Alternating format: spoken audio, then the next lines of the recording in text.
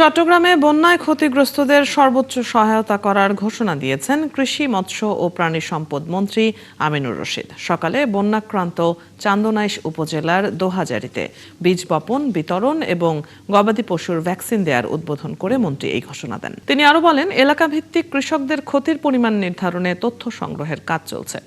বন্যায় যাদের বীজতলা ক্ষতিগ্রস্ত হয়েছে তাদের বিনামূল্যে ধানের চারা দেবে সরকার।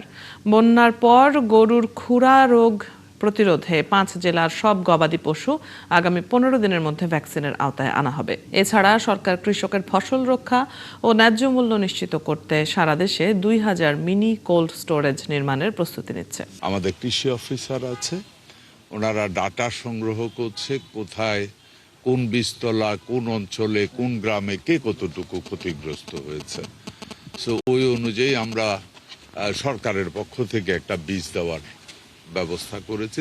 আর একই সাথে কিছু লোক হয়তোবা তার বীজতলায় এখনো পানির নিচে বা